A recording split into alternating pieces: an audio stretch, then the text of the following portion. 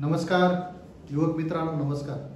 आज आपण एक नवीन विषय अभ्यासणार आहोत. नवा ज्याला आपण विषय म्हणूया, अभ्यासाचा लेसनचा भाग म्हणूया, आणि तो जीवनाच्या सर्व क्षेत्रांमध्ये वापरता येण्यासारखा आहे. जिथे जिथे कार्यस्थळ होतं, जिथे जिथे काम होतं, त्या सर्व ठिकाणी आपल्याला तो वापरता येतो. मग ही एक पद्धती आहे, एक सिद्धांत आहे, आणि जपानमध्ये तो वापरला जातो. आपण म्हणतो की जपान या राष्ट्राने एवढी प्रगती का केली, त्यांचं औद्योगिकरण इतकं गतीने का झालं, त्याचं कारण काय आहे. तर त्यातल्या अनेक कारणांपैकी एक अतिशय महत्त्वाचं कारण आहे, ते म्हणजे 5S.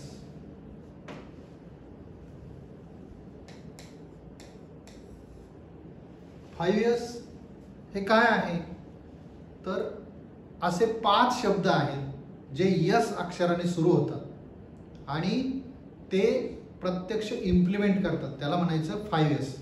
ही जपानची एक विकसित झालेली कार्यस्थळ प्रणाली आहे, कार्यस्थळ संघटन पद्धती आहे. कार्यस्थळ म्हणजे काय? कार्यस्थळ म्हणजे काय, तर कार्यस्थळ याचा अर्थ होतो वर्कशॉप. जिथे वर्कशॉप आहे, जिथे कंपनी आहे, जिथे काम होतं, अशा ठिकाणी त्यांनी ही पद्धती काय केलेली आहे, विकसित केलेली आहे. आणि ही पद्धती आपल्याला समजून घ्यायची आहे. ही आपण आपल्या किचनमध्ये, आपल्या संस्थेमध्ये, आपल्या ऑफिसमध्ये, आपण जर कंपनीत कामाला गेलो तर त्या ठिकाणी सर्वत्र काय करता येते, इम्प्लिमेंट करता येते. अशी ही पद्धती आहे, ती आपण बघूया पुढे. 5S. 5Sचा अभ्यास करताना पुढे आपण बघणार आहोत की काय होतं याच्यामध्ये, काय नेमकं काय होतं काय. तर मी मागाशी तुम्हाला सांगितल्याप्रमाणे 5S हे यस पासून सुरू होणारे 5 जपानी शब्द आहेत. काय आहेत? 5 जपानी शब्द आहेत. जसं मराठी शब्द असतात तसे 5 हे काय आहेत, जपानी शब्द आहेत. मग त्यातला पहिला शब्द आहे सेरी. म्हणा बरं माझ्याबरोबर, सेरी. सेरीचा अर्थ होतो वर्गीकरण करणं. वर्गीकरण करणं, क्लासिफिकेशन करणं. आपण वर्गीकरण करतो की नाही एखाद्या गोष्टी. समजा पेन असेल तर निळ्या निळ्या एका उंचीचे सारखे पेन, बरोबर आहे की नाही, एका उंचीचे सारखे पेन. किंवा माणसांचं वर्गीकरण केलं तर कसं करू आपण, उंच उंच माणसं, बुटकी बुटकी माणसं, मध्यम आकाराची माणसं, जाड माणसं, असं वर्गीकरण करू. तसं कार्यस्थळाच्या वरती वस्तू, साहित्य, यंत्र, रॉ मटेरियल यांचं काय केलं जातं, वर्गीकरण केलं जातं. पहिला शब्द काय आहे, सेरी. दुसरा शब्द आहे सेटॉन. कोणता शब्द आहे, सिटॉन. सिटॉनचा अर्थ आहे सरलीकरण, सेट इन ऑर्डर. त्या वस्तू ज्या आपण आधी वर्गीकृत केल्या त्यांचं सरलीकरण करायचं. सेट इन द ऑर्डर, त्या विशिष्ट ऑर्डर मध्ये काय करायच्या, सेट करायचा. समजा कचरा, आपण रॉ मटेरियल असेल तो बाजूला ठेवू, कचरा असेल तर काय करू, बाजूला ठेवू. सगळे कटिंग टूल्स असतील तर काय करू, बाजूला ठेवू. Set in the order. आणि लागतील तसे काय करायचे, ते बाजूला ठेवायचे. आधी वर्गीकरण केलं आणि नंतर काय केलं, सेट इन द ऑर्डर. आपल्याला ज्या क्रमाने ते हाताळायचे आहेत त्या क्रमाने काय करायचे, ते ठेवायचे. याला काय म्हणतो आपण, सेटॉन. दुसरा आहे, तिसरा शब्द आहे सीसो. काय शब्द आहे, सीसो. आणि याच्यामध्ये काय होतं, व्यवस्थित सफाई करणे किंवा शाईन करणे. आपण म्हणतो ना, आज यार काय चकाकतोय माणूस, असं आपण बोलतो. शाईन होतंय, चकाकतोय म्हणजे काय, त्याने कपडे स्वच्छ घातलेले आहेत, बरोबर आहे की नाही. मग हे वर्कशॉपच्या बाबतीत किंवा कार्यशाळेच्या बाबतीत आपण कसं म्हणू शकतो की तुमची संस्था, तुमची कंपनी, तुमचं वर्कशॉप, तुमचं ऑफिस तुम्ही काय केलेलं आहे, स्वच्छ केलेलं आहे. पहिल्यांदा काय केलं, तिथल्या सर्व गोष्टींचं काय केलं, वर्गीकरण केलं. दुसरं काय केलं, ते त्या सेट इन द ऑर्डर, त्या आवश्यकतेनुसार कसं केलं, त्याला सेट केलं. आणि तिसरं काय केलं, आता ते क्लीन केलेलं आहे, स्वच्छ केलेलं आहे, बरोबर आहे की नाही. त्यानंतर पुढचा जो काही शब्द आहे, पुढचा शब्द काय आहे, शिकेत्सु. काय आहे, शिकेत्सु म्हणजे मानकीकरण करणं, स्टँडर्डाइज करणं. एखाद्या गोष्टीचं काय करणं, स्टँडर्ड ठरवणं, मानकीकरण करणं. हा त्यातला चौथा मुद्दा आहे. आणि 5चा आहे शित्सुके, म्हणजे निरंतर सुरू ठेवणे. एखादी गोष्ट कशी करणे, अनुशासन, अनुशासन करणे, अनुशासन, स्वयंशिस्त, शिस्त. आणि ती शिस्त कशी ठेवायची, सस्टेन आहे, निरंतर ती करायची आहे, पुन्हा पुन्हा करायची. इकडे तुम्हाला या चित्राच्या मध्ये थोडंसं समजून घ्यायला सोपं जाईल. हे एक चित्र तुम्हाला या ठिकाणी दिसत आहे बघा. पहिल्यांदा काय केलेलं आहे तर शॉर्ट केलेले बघा. इथे वस्तू काय केलेले आहे, शॉर्ट केले. दुसरं काय केलं, त्या सेट इन द ऑर्डर, त्या ऑर्डर प्रमाणे काय केल्या, सेट केलेल्या आहे. त्यानंतर पुढचं आहे शाईन, म्हणजे चमकवणे असा अर्थ घेतो का आपण. शाईन इन द सेन्स ते स्वच्छ केलंय, ते क्लीन केलंय, जागा स्वच्छ केली, परिसर स्वच्छ केलेला आहे, वस्तू स्वच्छ केलेला आहे आणि सगळं कसं दिसतंय, शाईन करतंय, चमकतंय, अशा अर्थाने ते झाले. त्यानंतर ते स्टँडर्डाइज केलेलं आहे आणि सस्टेन म्हणजे त्याला निरंतर, प्रगतीकडे आपण म्हणतो ना, निरंतर त्याला काय केलेलं आहे, सस्टेन राहील अशी व्यवस्था त्याच्यामध्ये केलेली आहे.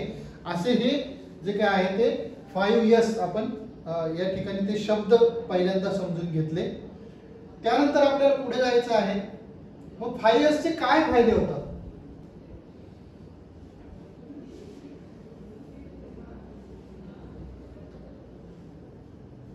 या 5S चे काय फायदे आहेत. 5S आपण समजून घेतलं की हे 5 शब्द आहेत. मग याचे फायदे काय, कारण फायदा असल्याशिवाय कुठली कंपनी किंवा कुठलंही वर्कशॉप ते इम्प्लिमेंट करणार नाही. याचे फायदे आहेत. काय फायदे, तर पहिला त्यातला फायदा आहे की नफ्यात वाढ करता येते. शेवटी काय आहे की कुठल्याही कारखान्याचं किंवा कुठल्याही कंपनीचं ध्येय काय असतं, नफा झाला पाहिजे, प्रॉफिट झाला पाहिजे. तर या 5Sच्या इम्प्लिमेंटेशनमुळे काय होतं, नफ्यात वाढ होते. दुसरं, कार्य सुरक्षित आणि अधिक गुणवत्तेचं होतं. वर्कशॉपमध्ये, कंपनीमध्ये जर रोज अपघात झाले तर चालतील का, नाही.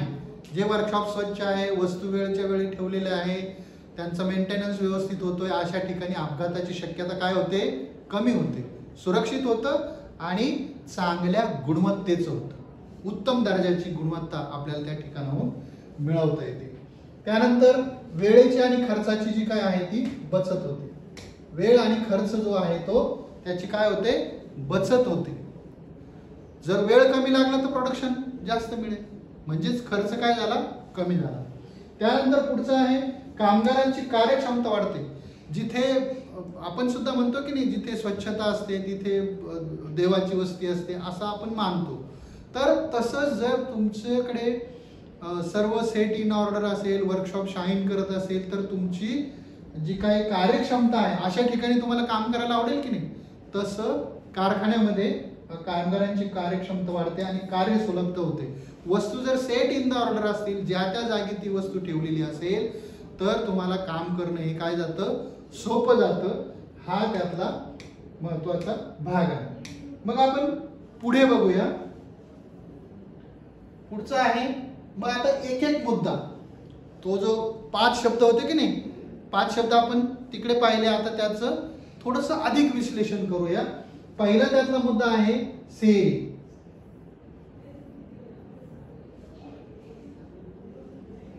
पहिला यस कोणता आहे, सेरी. पहिला यस आहे सेरी, वर्गीकरण करणं. तर if in doubt throw it out असं इंग्रजीतून म्हणतात. तुम्हाला एखादी वस्तू विनाकामाची वाटते, काही उपयोग नाही, तिकडे वर्कशॉपमध्ये ठेवलेली आहे, तर ती काय करा, बाजूला सारा, थ्रो इट आउट. आणि हे तुम्ही तुमच्या जीवनामध्ये पण करू शकता. तुम्हाला एखादी गोष्ट नको आहे तर ती काय करा, बाजूला टाकून द्या, ती तिकडे जवळ ठेवू नका. तसंच कंपनी, ऑफिस, घर या ठिकाणी सामान, वस्तू, कच्चा माल यांचं वर्गीकरण करा.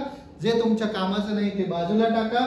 अनावश्यक वस्तूंना रेड टॅग करा, टॅग लावून ठेवा, त्याला रेड टॅग करा की ही काही कामाची वस्तू नाही. तर कंपनीमध्ये सर्व कर्मचाऱ्यांनी कळेल हे साईडला ठेवलेले कामाचं नाही, साईड आउट करा. नाहीतर उगाच वर्कशॉपमध्ये जिथं मेन काम चालू आहे अनावश्यक वस्तू तिथे ठेवली, कंपनीला माहिती नाही, कामगारांना माहिती नाही, का बरं ठेवलं. तर या पहिल्या यस मध्ये, सेरी मध्ये काय केलं जातं, वर्गीकरण केलं जातं. हा त्यातला मुद्दा. आपण ते 5 मुद्दे काय करतो आहोत, पुन्हा पाहत आहोत. पुढचं आहे सेट ऑन. क्रमाने मांडणी करा. काय करा? क्रमाने मांडणी करा. Set in the order. आपण मगाशी त्याचा अर्थ पाहिला की नाही? Set in the order. A place for everything and everything in its place. तुमच्या वर्कशॉपमध्ये, तुमच्या कारखान्यामध्ये प्रत्येक वस्तूला जागा असली पाहिजे आणि प्रत्येक वस्तू त्याच्या जागी असली पाहिजे. नाहीतर व्हर्नियर कॅलिपर ठेवलं कटिंग टूल मध्ये, कटिंग टूल ठेवले हॅमर मध्ये, बरोबर आहे की नाही? किंवा आणखी ज्या वस्तू आहे मोजमापाचे ज्या काही वस्तू आहेत त्या ठेवल्या फाईल मध्ये, असं करून चालणार नाही. ज्या त्या जागेवर जी ती वस्तू ठेवली पाहिजे. आणि ज्याला अशी सवय असते त्याचं घर सुद्धा नीट नेटकं असतं, बरोबर आहे की नाही? नाही तर भांडे पडले चुलीवर, बरोबर आहे की नाही? सांडशी कुठे ठेवली चिमटा घरातला, सांडशी कुठे ठेवली फ्रीज मध्ये. असलं सेटिंग चालेल का? नाही. तर ज्या त्या जागेवरती ती वस्तू ठेवली पाहिजे. आणि वर्कशॉप मध्ये सुद्धा हा नियम काय केला पाहिजे? पाळला पाहिजे. आणि जपानमध्ये ही जी काही पद्धती आहे ती वापरली जाते. त्यातला दुसरा आपण पाहिला, आता तिसरा आहे. तिसरा कोणता आहे? सिसो. कोणता शब्द आहे? सिसो. आता हा जो काही सिसो आहे याचा अर्थ मगाशी इंग्रजीतून तुम्हाला पर्याय दिला होता, काय होता? शाईन. शाईन असं आपण इंग्रजीतून म्हणतो. तर शाईन म्हणजे चमकणे असं नाही, तर स्वच्छता असा आपण मराठीतून अर्थ घ्यायचा. काय? स्वच्छता, क्लीन. सिसोला इंग्रजीमध्ये शाईन असा प्रतिशब्द आहे, पण सिसो म्हणजे स्वच्छता. जेव्हा स्वच्छता केली जाते, म्हणजे आधी वस्तूंची नीट मांडणी केली, सगळं चकाचक केलं, तर काय होईल? ते वर्कशॉप, ती कंपनी काय करायला लागेल? शाईन करायला लागेल, चमकायला लागेल. आलं का लक्षात? आणि हा प्रयोग तुम्ही तुमच्या घरामध्ये करून बघा. जे मुलं हॉस्टेलवर राहतात त्यांनी त्या रूम मध्ये पण करून बघा, बरोबर आहे की नाही? नाहीतर तुम्ही जर तुमचं हॉस्टेलचं रूम जर नीट नेटकं नसेल तर तुम्हाला तिथे राहण्याला काय येतो? कंटाळा येतो, अभ्यास करायला कंटाळा येतो. हाच नेम वर्कशॉपला, हाच घराला, हाच ऑफिसला, हाच मोठ्या कंपनीला सुद्धा काय होतो? लागू होतो. तर असा हा त्यातला तिसरा जो काही मुद्दा आहे तो आपण पाहिला. नंतर पुढे जाऊया. यातला चौथा मुद्दा आहे शिकेत्सु. काय आहे? शिकेत्सु. याचा अर्थ मानकीकरण, स्टँडर्ड. इंग्रजीतून आपण काय म्हणतो? स्टँडर्ड. तर त्याचं मानकीकरण केलं पाहिजे. कोणाद्वारे काम केलंय, कोण काम करणार आहे, त्याचे चार्ट तयार करून ठेवा, त्याचं स्टँडर्ड तयार करून ठेवा. या टोलाला अशीच धार पाहिजे, स्टँडर्ड करून ठेवा, बरोबर आहे की नाही? त्याची लेंथ इतकीच पाहिजे, विड्थ इतकीच पाहिजे, व्हॉट एव्हर जे काही असेल त्याचं एक मानक तुम्ही तयार केलं पाहिजे, स्टँडर्डाइज केलं पाहिजे. त्यानंतर पुढचा आपल्याला बघायचा आहे पाचवा मुद्दा यातला, निरंतर अनुशासन. हा शेवटचा यश फॅक्टर असून काय नाव आहे याचं? शित्सुके. काय नाव आहे? शित्सुके. हे जापानी नाव आहेत, त्यामुळे तुम्हाला ते असं वाटतं. म्हणजे विनोदाने एकाने सांगितलं की जपानमध्ये कुत्र्याचं नाव काय आहे, तर तो म्हणला हे हुंग ते हुंग, बरोबर आहे की नाही? हा विनोद आहे, परंतु ती नावं आहे ती त्यांच्याकडे कॉमन प्रचलित आहेत. आपल्याला ती जरा वेगळी वाटते. किंवा चीनी माणसाला म्हणले की चहा कसा पी, तर तो म्हणाला फुकी फुकी पी. तर हा विनोद आहे. पण मूळ मुद्दा असा आहे, भाषा हा प्रश्न नाही, त्यातली थीम महत्वाची आहे, त्यातला विचार महत्वाचा आहे. तर हा जो शित्सुके आहे हा निरंतर अनुशासनाचा, म्हणजे हे सगळे वरचे जे चार यश आहेत ते कसे करायचे? पुन्हा पुन्हा करायचे, सातत्य त्याच्यामध्ये ठेवायचं आहे. सस्टेन, आपण म्हणतो ना एखादी डेव्हलपमेंट, एखादा विकास कसा असला पाहिजे? सस्टेन. तर तो निरंतर पाळलेली ती शिस्त आहे. जी मानके निर्धारित केली आहे त्या मानकांचा वापर आपण सातत्याने जो काय आहे तो करायचा आणि हे पुन्हा पुन्हा करायचं आहे. तर अशी ही 5S ची जी काही रचना आहे आणि याच्यामध्ये जर तुम्ही नीट समजून घेतलं तर हे 5 मुद्दे, ते 5 शब्द आपण पुन्हा एकदा रिपीट करू आणि हे समजून घेऊया की त्यांचं महत्त्व काय आहे. तर त्याच्यामध्ये 5 शब्दांच्या मध्ये पहिला जो काही शब्द आहे तो आपण पाहिला की 5S मधला पहिला शब्द आहे सेरी, सेटॉन, सिसो, शित्सुके आणि शिकेत्सु आणि शित्सुके. हे ते 5 शब्द आहेत आणि जपानमधली एक प्रख्यात कंपनी आहे टोयोटो. आपल्याकडे सुद्धा टोयोटोच्या कार तुम्ही पाहिल्या असतील, तर या टोयोटो कंपनीने ही 5 जी काही मानके आहेत या मानकांचा वापर केलेला आहे. आणि ही एक सिद्धांत, ही एक तत्वप्रणाली, कार्यप्रणाली, कार्यसंस्कृती अशा सर्व अंगांनी विचार करून त्यांनी ती विकसित केलेली आहे. आणि त्यांच्या देशामध्ये त्यांनी एक प्रकारची वेगळी कार्यसंस्कृती निर्माण केलेली आहे. असे हे 5S आहे. हे सर्व ठिकाणी तुम्ही वापरू शकतात. कारखाना, घर या सर्व ठिकाणी वापरू शकतात. म्हणून बेसिकली ITI, इंजिनिअरिंग, डिप्लोमा या सर्व तरुणांना या 5Sची माहिती असली पाहिजे. अनेक कंपन्या 5S बाबत तुम्हाला विचारतात किंवा त्यांच्याकडे ते अंमलबजावणी करत असतात.